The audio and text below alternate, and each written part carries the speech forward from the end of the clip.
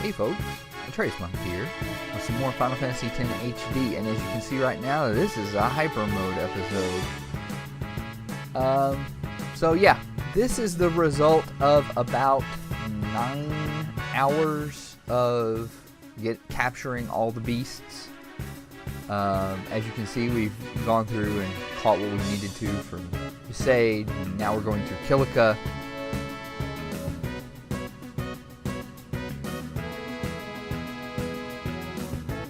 Really, these are just cleaning up some of the ones that we didn't manage to get everything on. Eventually we'll get to the ones that are really annoying, where I haven't done any yet. So, one thing that you may notice or may not is that you'll occasionally see Wakka's attack reels and Tidus's overdrives. You have to use Tidus's overdrives to get new ones. So what I started doing was I set Tidus and Wakka to Warrior Overdrive.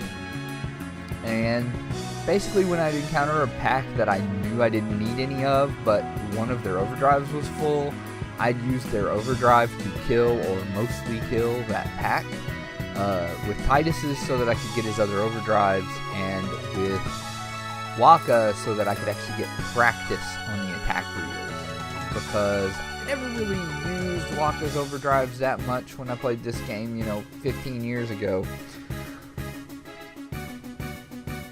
And in fact, I'm not even sure I ever got attack reels.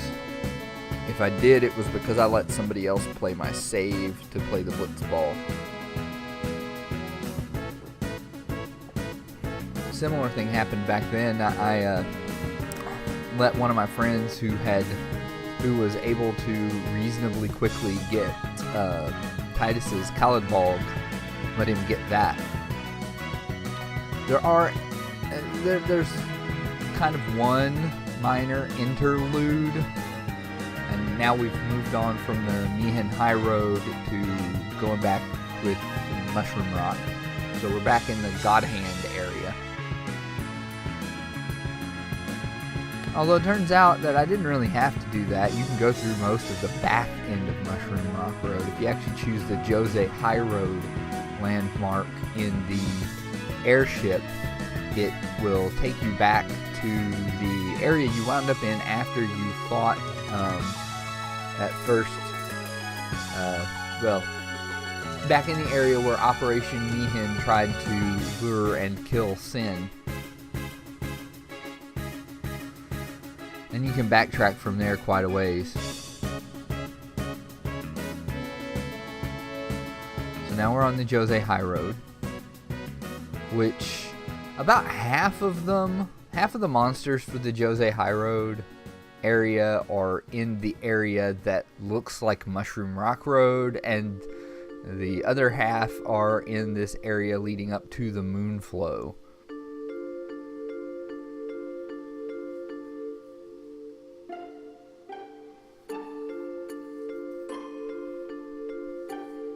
So yeah, this was about 9 hours. I recorded about 1 to 2 hours of me doing this. Probably more nights than not over the last week or so.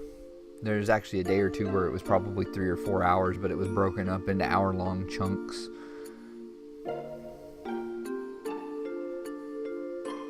At least this is more intelligible than the Blitzball when it's sped up. I probably won't do that again with the Blitzball. Blitzball might actually happen mostly off-screen, or at least I will finish this league that doesn't do anything for me off-screen.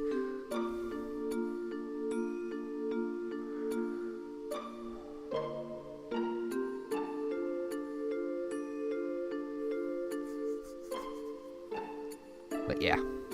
So I've gotten to the point where I can pretty reasonably pull off Wakka's attack reels. I'm not fast about it. Not super fast anyway.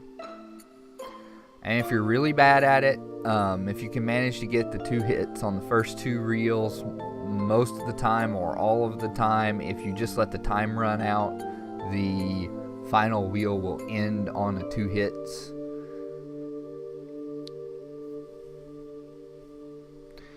Apparently I've not been moving my mouse around long enough, because while I'm recording this post commentary, it just totally... Screensaver went on. Well, I guess not screensaver. Screen turned off. So yeah, this was one of the more annoying sections, because there are just... There's basically the most common foes are these petrifying snake things. And the least common are the little, like, bird-looking things. I don't remember what they're called now. But the little bird things are very, like, rare to run into. Okay, so now we're on the Thunder Plains. Surprisingly, getting the Cactuars in the Thunder Plains pretty easy, because I run into a bunch of those 3 groups. I don't know if I'd mentioned this before, but I have reached the point where the 3 guys who are capturing stuff are running into each other's grids. Well, I teleported Waka to the beginning of Auron's grid. Tidus used a return sphere, I think, to get back to near the beginning of his grid, where it intersects with the end of Auron's, and Auron has come into Tidus's. And actually, by the end of this video, we will get to the point where Tidus and Waka have crossed each other, going opposite directions through Auron's grid. But basically, everyone without even weapons that increase their strength is doing near max damage on just about everything that doesn't have substantial armor.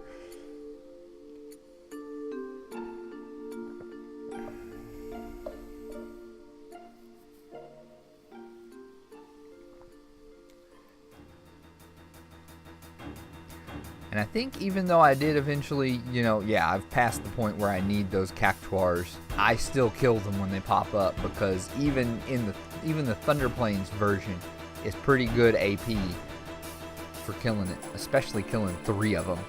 I mean, it was good AP when we were barely able to kill them with Riku and Kimahri using items back when we first passed through here.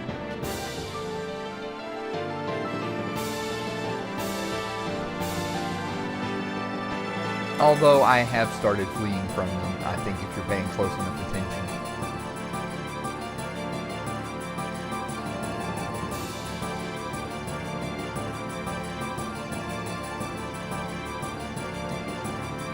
Now we're getting the Macalania ones, which again are kind of split up. There's 4 or 5 of them that happen out here by the lake, and several more that happen only in the forest proper.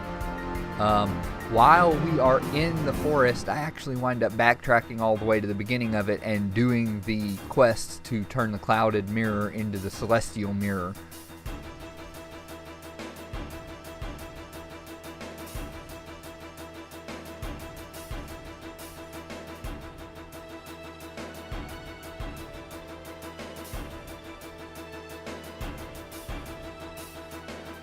I think now I've merged into where I'm kind of running in and out of the forest a bit, because I'm like, I know I still need some things from outside it, but I need a lot of things from inside it as well. There's a couple of times that I hit the butterflies, and I really need to learn how to do that, because I'd like to get everyone's celestial weapons. Obviously, the 3 that I am dreading are Tidus's, Lulu's, and Kimahri's. Now, supposedly Kimahri's is okay if you actually, know what the hell you're doing with it, but I don't know. I never bothered to take the time to learn that minigame. You hit the color-changing butterfly, and then you're supposed to touch all the blue butterflies while avoiding the red butterflies in like 30 seconds. If you hit a red butterfly, you fight a stronger version of a monster that's in the area.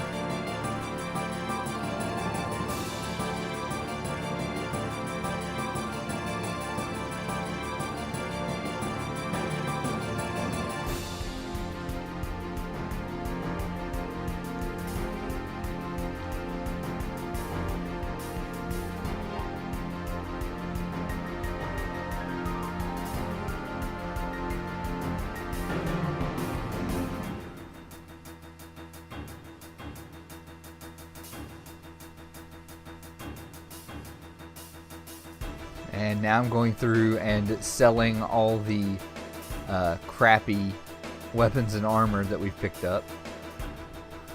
Now we're in Beaconell Desert. Which luckily in this case, some of the enemies are easy to trigger. You know, easy to trigger transitions on. Unfortunately, the mechs don't count.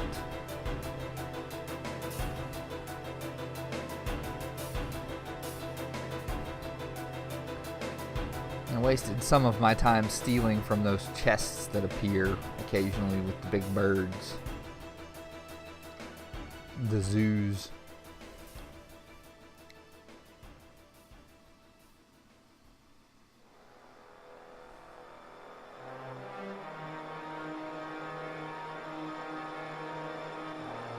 But yeah, there's this point in the desert where apparently if you pass too close to the sign forces you to stop and read it, but it basically says, hey, there's stronger fiends to the left and weaker fiends to the right. And so it's easy to consistently get these sandworms and the zoos to spawn. You just go fight in that area, and that's pretty much all you get. I mean, sometimes you get other things, but mostly you get zoos and sandworms.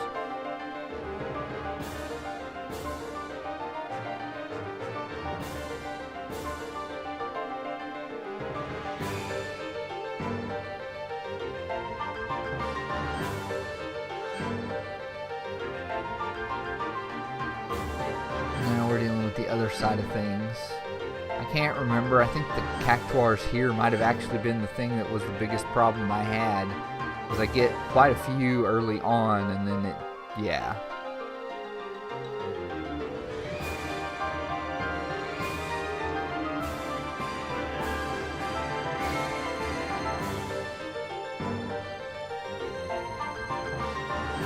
And even if I have a lot of trouble getting somebody's ultimate, I might get the other people to the point that we can fight the Dark Aeons and maybe wind up with some decent weapons for them, some break damage limit weapons. Because I mean, honestly, the Celestial weapons are great in that they completely ignore defense, but they also don't actually have any damage buffs.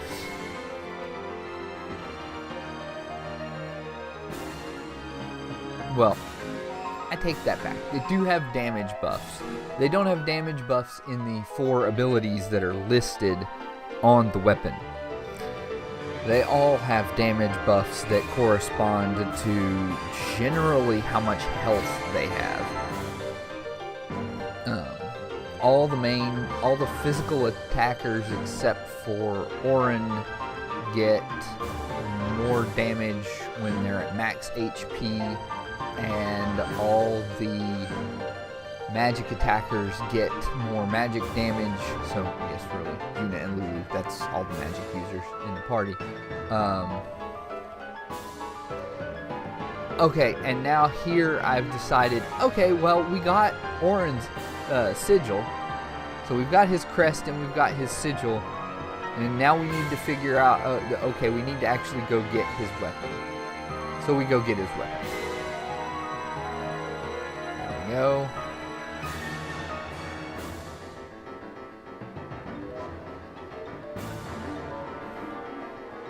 And now we're going into Macalania to go turn that on because we have both the crest and the sigil, so we can fully power it up now. This video doesn't have us using it at all because we're using Auron to capture things. There's no point in using ultimate weapons to capture things unless it's a monster that has a whole bunch of health and you want to beat it down some first.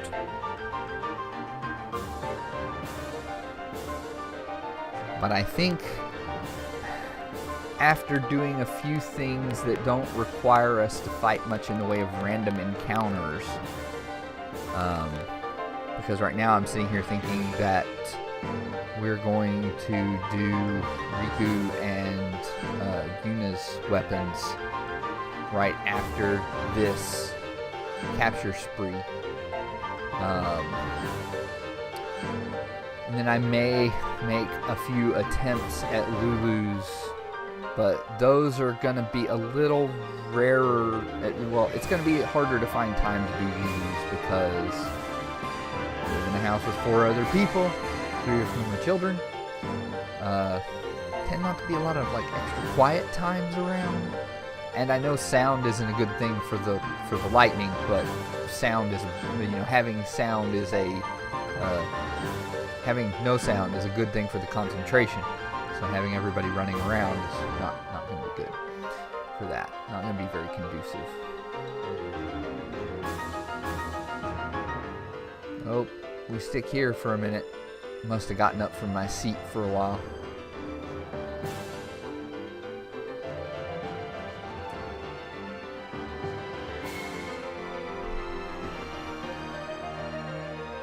So yeah, we've got Auron's weapon.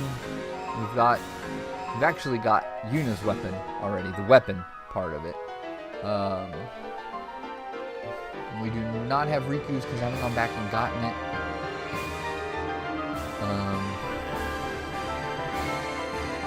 Yeah, so we'll need to do some Chocobo racing practice. I need to find somebody's help with the dang butterflies. To actually watch somebody do it. Oh yeah, Auron's is the one exception to the physical attackers. He does more damage the less HP he has, which actually makes his strength bonus on his ultimate weapon probably the best of them all, because in a lot of the fights that you have going forward, unless you literally decide you are going to max HP everybody, which I think I'm going to avoid doing. I don't think I'm going to do break HP limit. It's not necessary. Because none of the none of the post-game bosses that you can fight can completely wipe your party just because you don't have, more than 10,000 hit points.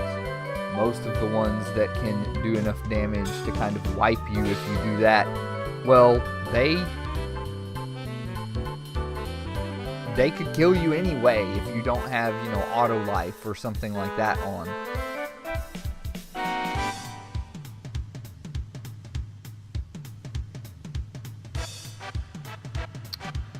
Tonberries, the frequent killer of Tidus.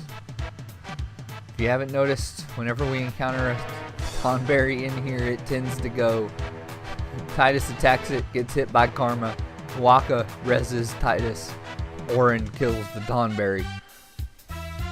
So we're in the Cavern of the Stolen Faith, and I'm trying to avoid going too deep into it. I don't know that it's possible to accidentally trigger the Dark Yojimbo fight, and I also know that it's possible to maybe not escape from it, but if you manage to defeat it once, it's possible to leave. Dark Yojimbo's this weird situation where you can,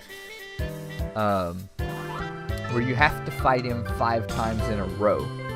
So if you leave after fighting him like 3 times, you have to fight him another 5. That actually makes Dark Yojimbo pretty good for farming like weapons and I think maybe break HP limit armor, because they have a chance to drop it and he's got a chance to drop it all 5 of the times you fight him. So you fight him once, and right there I actually pulled Riku in because I didn't need that monster anymore and I wanted to get X potions, and that right there, I think it's called a Valaha, is the monster that you bribe for like 60-ish X potions.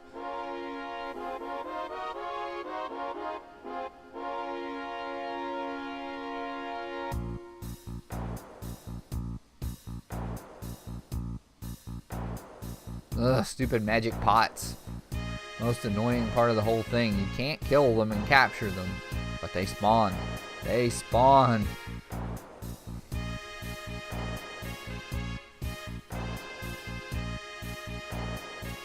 I think the Tonberries wound up being like the last thing that I needed out of here. Kind of like the Cactuars back on Beacon Hill.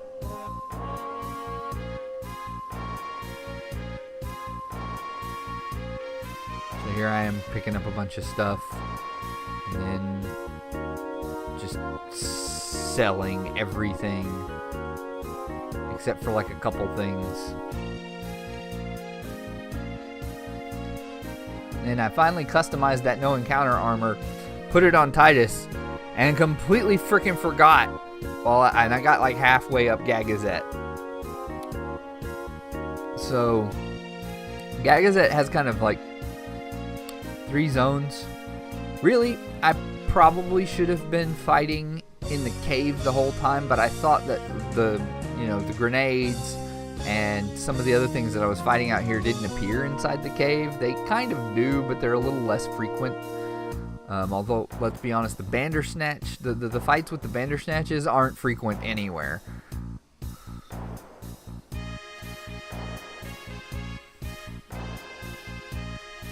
So there's a bunch of things you can fight out here on the way up the mountain, and a bunch of things you can fight in the cave. But the Splasher, Achilles or Achilles, and the male spikes are all in the water. That's why before I came over here, I actually bought a capture weapon for Riku, because I wanted to make sure that if I was using her to attack, that she would capture if she managed to kill something. And she did capture quite a few splashers. I don't think she captured anything else though. After that though, the Behemoths and the Dark Flans, and I think the Arimans and maybe the Grendels don't appear until you're inside the cave. Oh, and the Mandragoras don't appear until you're inside the cave. But the Arimans, Mandragoras, and Behemoths are much more common if you actually go into Zanarkand. Because, I mean, ultimately, it doesn't matter where you capture these monsters, as long as you capture them. The trick there is that, you know, they're assigned to a specific area, which they do appear in, and it's probably the main area that they appear in. Kind of like the Thunderflan back in the Mihin Old Road.